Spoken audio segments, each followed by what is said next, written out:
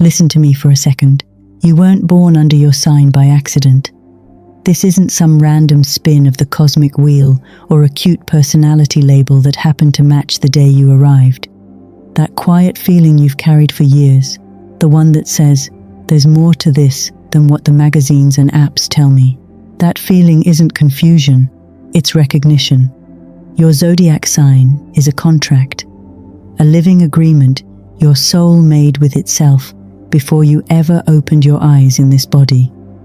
In another lifetime, you left something unfinished. Maybe you got close, maybe you ran from it, maybe you simply didn't have the conditions to complete it. So your soul looked across the map of time and chose this exact moment, this family, this body, and this precise arrangement of stars. Not because it was convenient, because it was necessary.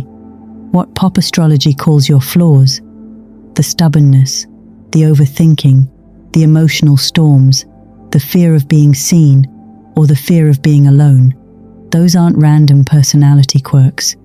They are alarm bells.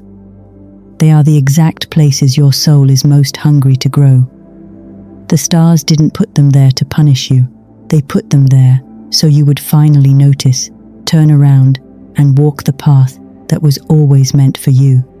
Everything in your life has been arranged with terrifying precision. The people who trigger you the most, the opportunities that keep slipping away at the last second, the strange magnetic pull towards certain kinds of pain or certain kinds of power, the moments when you feel completely alive, and the long stretches where nothing feels like enough. None of it is random. The stars are not decoration, they are a language, and your soul has been fluent in it since before you were born. What I'm about to share with you isn't internet astrology. It's the older, quieter version, the one that was guarded in temples, because once a person truly sees it, their life stops being something that just happens to them. It becomes something they are consciously walking. Your spiritual heritage didn't end with your ancestors. It continues through you. The same intelligence that moved through them is moving through the planets right now, trying to reach you. This video is the beginning of remembering. Before we go any further, I want you to do something for me. Pause the video if you need to. Drop your sun sign in the comments right now. If you know your rising sign too, put that down as well. I read every single comment on these videos. There's something powerful about seeing hundreds of you write your signs together. It reminds us we're not doing this alone. So go ahead, tell me who you are on paper. We'll go deeper together. Chapter 1. The Two Worlds. Most people never realize there are two completely different astrologies living in the same sky. The one you grew up with, the one in apps and horoscope columns, answers a single, surface question. Who am I supposed to be today? It gives you a list of traits, like a personality report card. You're sensitive, you're ambitious, you're a good communicator. It feels comforting because it names something you already half recognize in yourself. But here's what it never tells you. That description is only one octave of your sign, the lowest one. The version that runs on autopilot when you're not paying attention. The older astrology, the one the ancient priests and mystics worked with, never cared about describing your personality. It cared about one thing only: why your soul chose this particular set of energies in this particular lifetime. It treated the zodiac like a curriculum, a map of exactly what your soul still needed to learn, integrate, and master, so it could keep evolving. That difference changes everything. Because when you only have the personality version, you end up living inside a story someone else wrote about your sign. You start performing the traits instead of actually using the energy. You read, Taurus is stubborn enough times, and you begin to defend positions, even when your deeper self knows better. You read, Pisces is dreamy, and you start apologizing for needing time alone with your own thoughts. The label becomes a cage you decorate instead of a doorway you walk through. I've seen this in thousands of lives. The person who keeps attracting the same kind of relationship that slowly drains them, then wonders why they can't just be happy. The one who finally gets the career they chased for a decade and feels nothing but quiet panic, because the thing they actually came here to build is still untouched. The one who keeps having the same argument with their family in different cities, with different people, year after year. These aren't bad luck or bad timing. They are the soul's way of saying, we're still in the same classroom. The lesson hasn't been learned yet. The stars are patient, but they are not passive. They will keep arranging the same tests until you pass them. Not because they're cruel, because your soul made a promise before you were born that it would finish what it started. And the only way to keep that promise is to stop living the surface version of your sign and start living the one your soul actually chose. That's why pop astrology feels both true and strangely empty at the same time. It's telling you about the car. It never mentions the road. Chapter 2. The 3 forces that actually run your life. Let me give you the real map. Your sun sign is not your personality, it is your backpack. Everything your soul has already learned how to carry from previous lifetimes. The natural strengths, the instincts that feel easy, the parts of you that other people sometimes envy because they seem to come without effort. If you're a Leo sun, you already know how to take up space and radiate. You've done it before. That light is in your bones. If you're a Virgo sun, you already know how to see what needs fixing and how to make it clean. That precision is old for you. This is your starting capital. It's real, it's earned, and it will feel like home until the day you decide to grow beyond it. Your ascendant, your rising sign, is something entirely different. This is the mission your soul wrote into the contract for this lifetime.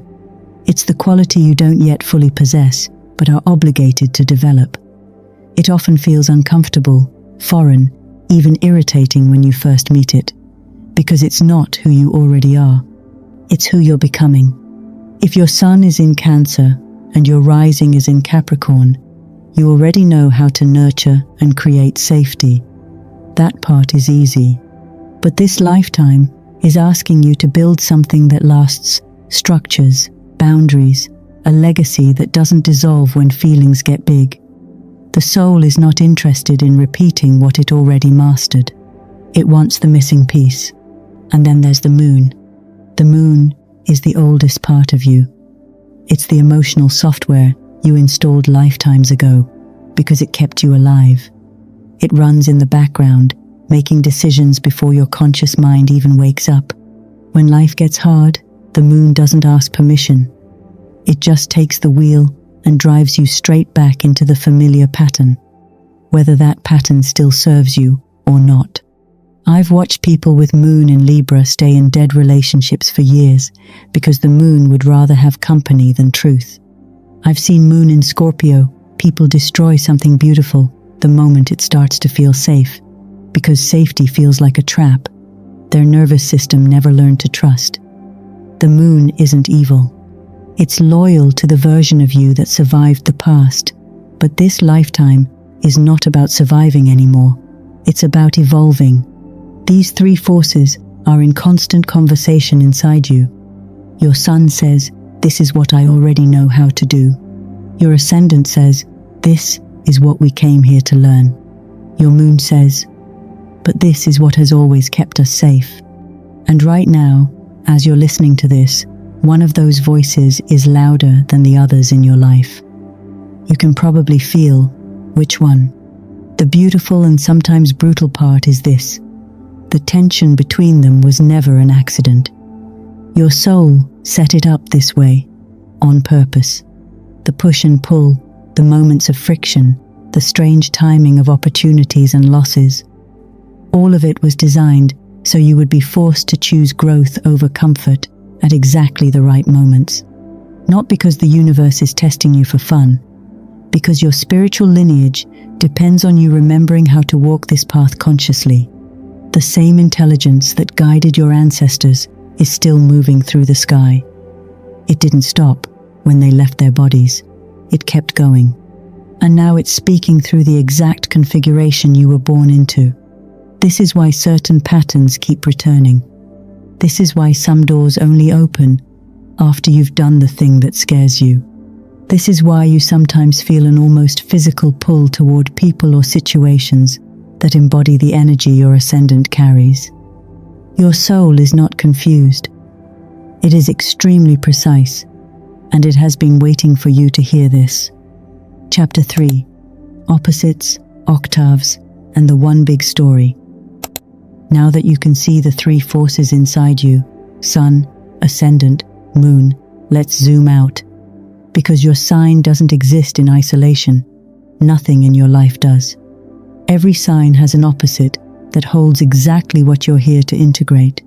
Aries and Libra, Taurus and Scorpio, Gemini and Sagittarius, Cancer and Capricorn, Leo and Aquarius, Virgo and Pisces.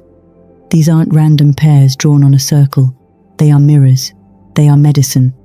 Your opposite contains the qualities your soul deliberately left out of your current backpack. When you meet someone who carries that opposite energy, you often feel instant friction, fascination, irritation, or magnetic attraction. That's not coincidence. That's your soul recognizing the missing piece of its own contract. An Aries who thinks Libra is weak is actually staring at the balance they came here to develop. A Virgo who secretly envies Pisces' ability to let go is looking straight at the surrender their soul is begging for. The stars arranged these meetings on purpose.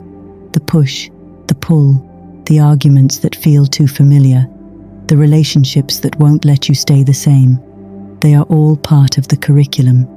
Your soul chose this tension because repeating what it already knows would be pointless. Real evolution only happens at the edge of what feels uncomfortable. And inside every sign, there are two frequencies. Think of it like the same musical note played low or high. The low octave is when the energy runs you. The high octave is when you finally run the energy. A low octave Scorpio lives in jealousy, control, and endless emotional power struggles. They create crises because calm feels like death. A high octave Scorpio walks into darkness with you and comes out carrying light for both of you. Same intensity, completely different life. A low octave Leo needs constant applause and collapses without it. A high octave Leo radiates naturally, not because they need to be seen, but because shining is simply who they became. You already know which octave you've been living in certain areas of your life. You can feel it in your body, the difference between forcing things and flowing with them. The difference between reacting from old wounds and responding from presence. That shift isn't about becoming a different sign. It's about raising the note you're already playing. Now step back even further. The entire zodiac is one single story. Your soul has been walking across many lifetimes. You are not just your sun sign. You are somewhere on this great wheel right now. The situations that keep repeating, that's the current classroom. The person who keeps showing up in different bodies, that's your current teacher. The restlessness you feel when you try to stay small, that's the next sign calling you forward. None of this was left to chance. The stars are the timing mechanism. The pulls you feel toward growth, the gentle or not so gentle, pushes away from what no longer fits. They are all part of the same intelligent design. Your soul made this agreement so it could carry its spiritual heritage forward, not as repetition, but as continuation and expansion. Every ancestor who faced their own lessons passed something down. Now it's your turn to meet it, integrate it, and pass something even freer to whatever comes next. Chapter 4: The 4 warning signs and the money that reveals everything. So how do you know, in your actual daily life, whether you're on the path or drifting? The soul is loud when it needs your attention. Here are the 4 signs that almost never lie. First, repeating situations. The same type of conflict, the same emotional dynamic, the same kind of person wearing different faces. You leave one toxic relationship, and the next one has the exact same script. You change jobs, and the power struggle looks identical. This isn't bad luck. It's your soul re-enrolling you in the class until you finally learn the lesson. The stars will keep setting the stage until you change the way you dance on it. Second, success that tastes hollow. You hit the milestones everyone told you would make you happy: money, status, relationship, and still wake up with that quiet voice saying, "This isn't it." That emptiness is the sun without the ascendant. You mastered the backpack. You never opened the mission. Your soul knows the difference, even when your mind tries to argue. Third, chronic existential exhaustion with no clear medical cause. You're not lazy. You're running with the parking brake on the unlived mission. The energy that was supposed to flow into your greater purpose is trapped in loops of comfort and distraction. The stars arranged enough downtime for a reason. They're waiting for you to notice. Fourth, magnetic attraction to your opposite. You can't stop thinking about certain people, even when they frustrate you. You admire them, resent them, study them. That pull is sacred. They are living, breathing reminders of the energy your soul came here to claim. Money reveals all of this with brutal honesty. Money is not separate from your spiritual path. It is energy moving through the exact prism of your sign. Each sign has its own pattern of attracting it, holding it, and unconsciously blocking it. An Aries might start brilliant projects, but abandon them right before the harvest. A Cancer gives everything away to feel needed, and wonders why they never have enough for themselves. A Scorpio can hold on so tight that abundance feels suffocating. A Pisces sometimes believes that real spirituality means staying broke. These aren't random money problems. They are the contract showing up in your bank account. The stars set these patterns so you would be forced to confront the exact places where fear, old survival strategies, or low-octave habits are still running the show. When you finally shift them, the flow often opens in ways that feel almost magical, because they are. Your sun shows where you block it through habit. Your ascendant shows where the new current wants to move. Once you see the pattern clearly, you stop fighting the river and start steering with it. You are not random. Your struggles are not random. The stars have been speaking to you your entire life, through every pull, every push, every quiet moment of knowing that something bigger was trying to reach you. This path was written into your destiny long before this lifetime. Your soul chose it to honor what came before and to create what comes after. The spiritual heritage moving through your blood and bones is not finished. It is asking to continue through your choices, your courage, your willingness to raise the octave. Start where you are. Look at your sun for the tools you already carry. Look at your ascendant for the mission that still calls you forward. If you don't know your rising sign yet, the link in the description will help you find it. The soul doesn't make mistakes. When you hear the right piece, you will feel it in your body. Write your sun and rising in the comments. Tell me where this landed for you. Some of you are already feeling the shift just by hearing the words. That's not accidental. That's the contract waking up. If this touched something real in you, subscribe and turn on notifications. The sign-by-sign breakdowns are coming, and I saved the most powerful ones for exactly the right timing.